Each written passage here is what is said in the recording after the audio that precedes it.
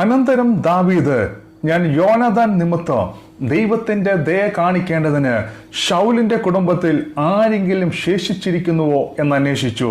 ഇസ്രായേലിന്റെ ഒന്നാമത്തെ രാജാവാണ് ശൗല്. ശൗൽ രാജാവായി ഇരിക്കുമ്പോൾ തന്നെ ദൈവം ദാവീദിനെ ഇസ്രായേലിന്റെ രാജാവായി അഭിഷേകം ചെയ്തു.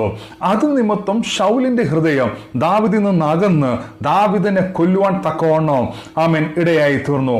ഓരോ പ്രാവശ്യം ശൗല് ദാവീദിനെ കൊല്ലുവാൻ ശ്രമിക്കുമ്പോൾ ശൗലിന്റെ മകനായിരിക്കുന്ന യോനാഥാന്റെ ഹൃദയം ദാവീദിനോട് പറ്റിച്ചേർന്നതുകൊണ്ട് യോനാഥാൻ ശൗലിൽ നിന്നും ദാവീദിനെ രക്ഷിക്കുവാൻ ഇടയായി തീരും. പല പ്രാവശ്യവും ശൗല് ദാവീദിനെ കൊല്ലുവാൻ ശ്രമിച്ചു നോക്കി.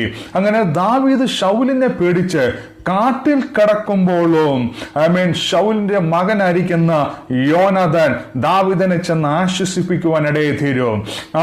യോനാഥാന്റെ വാക്കുകൾ ദാവീദിന് ഒരു ആശ്വാസമായി തീർന്നു. കാലം മുമ്പോട്ട് പോയി. ഒരു പ്രാവശ്യം യുദ്ധത്തിൽ ഇസ്രായേലിന്റെ രാജാവായിരിക്കുന്ന ശൗലും ശൗലിന്റെ മകനായിരിക്കുന്ന യോനാഥാനും പട്ടുപോകുവാൻ, മരിച്ചു പോകുവാൻ ഇടയായി തീർന്നു. അങ്ങനെ ദൈവം ദാവീദിനെ ഇസ്രായേലിന്റെ രാജാവായി തിരികെ കൊണ്ടുവരും. ദാവീദ് ചോദിക്കുന്ന ആദ്യത്തെ ചോദ്യം, ദാവീദ് ചോദിക്കുന്ന ഒന്നാമത്തെ ചോദ്യം എന്ന് പറയുന്നത്, ഞാൻ യോനാഥാൻ നിമിത്തം ദൈവത്തിന്റെ ദയ കാണിക്കേണ്ടതിന് ശൗലിന്റെ കുടുംബത്തിൽ ആരെങ്കിലും ശേഷിച്ചിരിക്കുന്നുവോ? എന്തുകൊണ്ടാണ് ദാവീദ് അങ്ങനെ ചോദിക്കാൻ കാരണം? ശൗല് തന്റെ എതിരാളിയല്ല എന്നോ?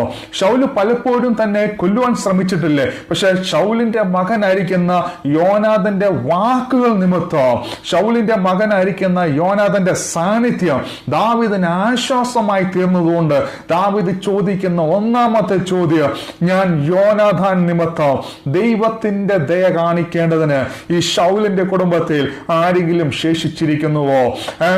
മേഫിബോശത്ത് എന്ന് പറയുന്ന മുടന്തനായ ഒരു മകൻ യോനാഥാൻ ഉണ്ടായിരുന്നു.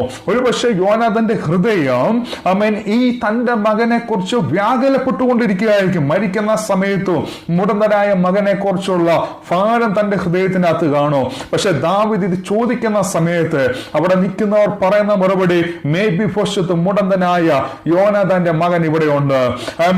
ആ മേഫിബോശത്തിനോട് ദാവീദിന്റെ ഹൃദയം തുറക്കുവാൻ, ദാവീദ് ദയ കാണിക്കുവാൻ ഇടയായി തീർന്നു. നോക്കിക്കേ, യോനാഥാന്റെ നല്ല വാക്കുകൾ അവന്റെ തലമുറകൾക്ക് നന്മയെ വിളിച്ചു വരുത്തുവാൻ ഇടയായി തീർന്നു. അവന് അവകാശപ്പെട്ടതെല്ലാം ദാവീദ് അവന് മടക്കി നൽകുവാൻ ഇടയായി തീർന്നു. ഇന്ന് ഈ മെസ്സേജ് നിങ്ങൾ ശ്രമിക്കുമ്പോൾ ഓർത്തുകൊള്ളുക, നമ്മുടെ നല്ല വാക്കുകൾ നമ്മുടെ തലമുറകൾക്ക് നന്മയെ വിളിച്ചു വരുത്തുവാനിടയായി തീരും. നമ്മുടെ നല്ല